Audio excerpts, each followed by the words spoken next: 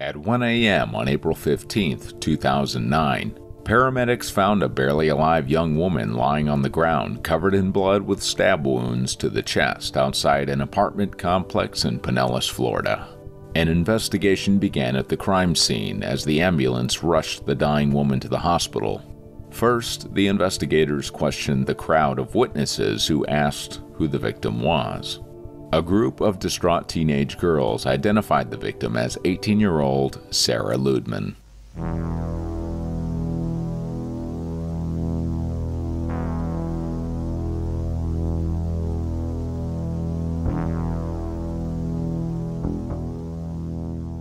Sarah Ludemann was an 18-year-old senior at Pinellas Park High School. She was born on December 7, 1990, and was the only child of New York-born parents. As soon as they had Sarah, they moved from the big city to Florida. Throughout her life, Sarah struggled to maintain a healthy weight. Even though Sarah had never been obese, children bullied her because of her size. The constant bullying left Sarah with low self-confidence. When Sarah entered high school, she concentrated on classes related to veterinary science. Sarah's parents were incredibly proud of her and knew her future held many opportunities. Her future looked bright before she met Josh Camacho, but everything changed for the worst once she met Camacho in the summer of 2008. Josh Camacho was the first boy to pay attention to Sarah and make her feel special. In Sarah's mind, she never thought a guy as attractive as Josh would show interest in her, let alone look at her. The 19-year-old young man had a hold on Sarah. After their first date, Sarah and Josh became inseparable. Throughout the night, they talked on social media sites such as Facebook and MySpace, or spoke on the phone until early in the morning. However, Sarah became less attentive to her studies as she fell in love with Josh. She was no longer an A student and was failing classes, which concerned her parents, who saw right through Josh's act. Sarah's parents didn't trust Josh at all. Nevertheless, they believed that their relationship would run its course, that Sarah would soon move on, and that Josh would no longer be a part of their lives. However, Sarah Ludemann was convinced she would spend the rest of her life with Josh Camacho. Josh Camacho was Sarah's first boyfriend, kiss, and everything. Sarah saw Josh as her destiny and felt they were meant to be together. Eventually, Sarah found out she wasn't Josh's only woman. Josh Camacho had a baby daughter with his teenage girlfriend. Although Josh assured Sarah he was no longer involved with his daughter's mother, he often met up with her behind Sarah's back. Sarah believed Josh when he said he didn't have any other girlfriends after they argued about his baby's mother. Then 19-year-old Rachel Wade told Sarah to stay away from her man, Josh, via social media. Rachel Wade came from a loving home and was a typical child until she was 15. As a teenager, her behavior changed and she kept running away. Despite Rachel's repeated attempts to run away, her parents always brought her home. Even so, she wouldn't stay, and eventually they stopped trying to keep her home. During the summer of 2008, Rachel worked as a waitress when she reconnected with an old friend, Josh Camacho. Rachel knew Josh had a playboy personality and liked to play hard to get, which attracted her to him. Josh met Sarah at the same time as Rachel and Josh started dating. When Rachel Wade messaged Sarah on social media, Sarah confronted Josh. She expected Josh to tell her something she wanted to hear. However, Sarah was surprised to find that Josh had shown no regret for dating Rachel. Although she was broken-hearted and hated his arrogance, she refused to give up on him. Rachel Wade and Sarah Ludemann, two beautiful young women with their entire lives ahead of them, took their frustrations out on one another instead of getting mad at the man playing with their hearts. Using Facebook and MySpace, they exchanged offensive and hurtful messages. While they were out with Josh, both girls posted pictures on the internet for one another to see. All the while, Josh reveled in the attention he was getting from Rachel and Sarah. This back-and-forth fighting continued until April 2009, when it tragically ended. On the night of April 14, 2009, Josh Camacho decided that Sarah was his girlfriend and told Rachel Wade he wasn't interested in her anymore. Angry, Rachel sent Sarah and Josh text messages filled with curses, threats, and slurs. Around midnight, Sarah was driving to McDonald's with friends when she saw a friend who told her she knew where Rachel Wade was staying. Sarah went to Rachel's friend's apartment where she was hanging out. She wanted to confront Rachel over the text messages she had been sending her all night. Shortly after arriving at Rachel's friend's apartment, an ambulance rushed Sarah to the hospital in critical condition. Witnesses contacted Josh after Sarah went to the hospital, and he rushed to her house to inform her parents. Sarah's father asked Josh to accompany him to the hospital. He said he couldn't see Sarah that way, so Sarah's parents left him behind. The doctors at the hospital tried their best to save Sarah, but she died shortly after 2 a.m. After Sarah died, Rachel Wade was charged with second-degree murder. Investigators found Rachel Wade smoking a cigarette calmly at the side of the crime scene. The officers decided to take the 19-year-old to the police station for questioning.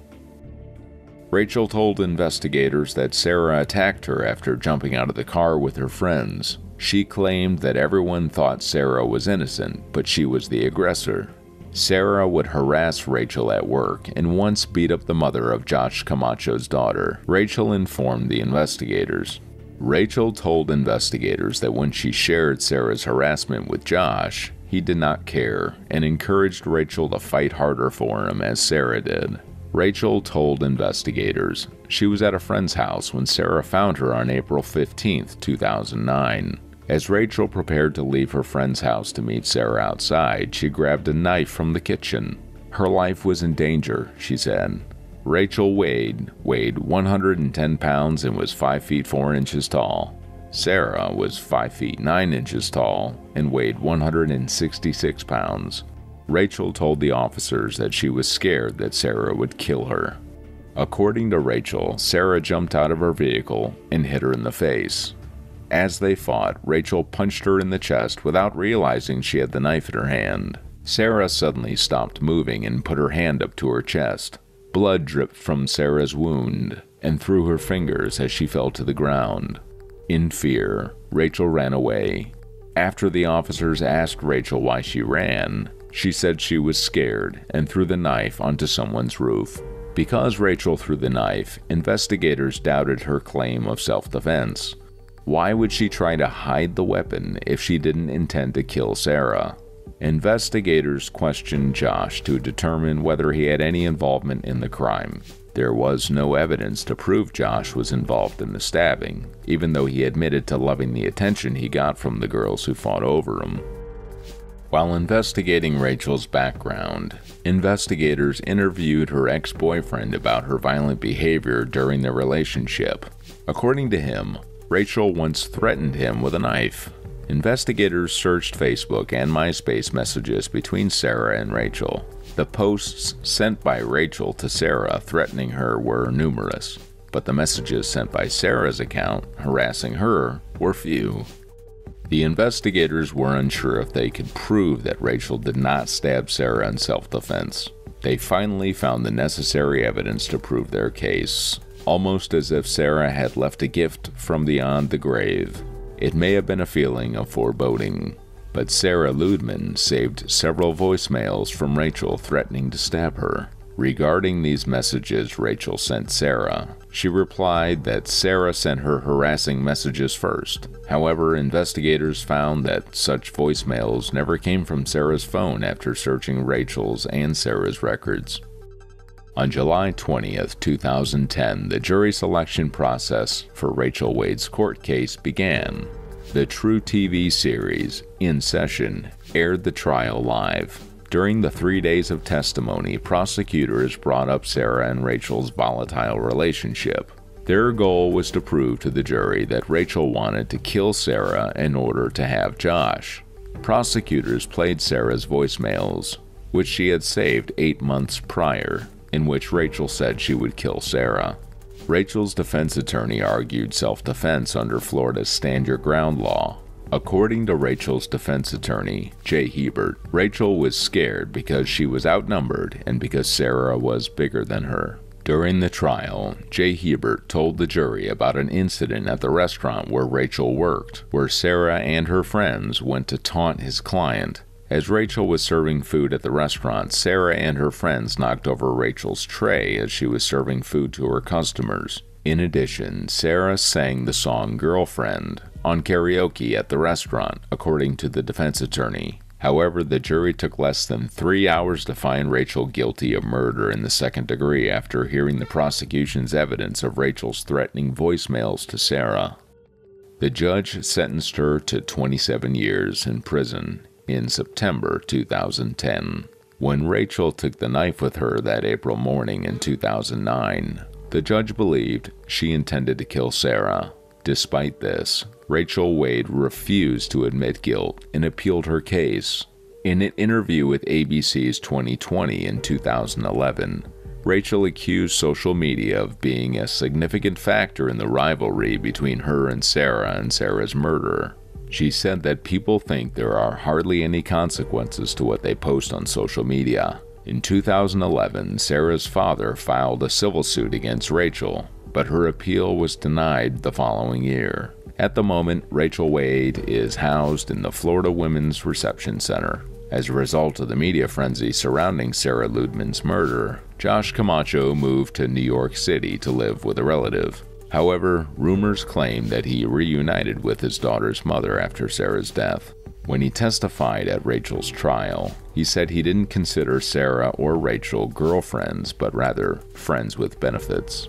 Although Josh told investigators he did not date Rachel and broke up with her after hearing rumors she was dating other guys behind his back, according to Josh's friends, Sarah's death devastated him, but he never visited Rachel in prison. Josh has kept a low profile since appearing in court and is rarely seen in public.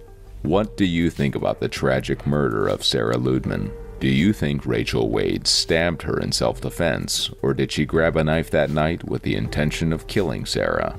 Should Josh Camacho have been charged with any crimes in relation to Sarah's stabbing since he pitted two girls against one another?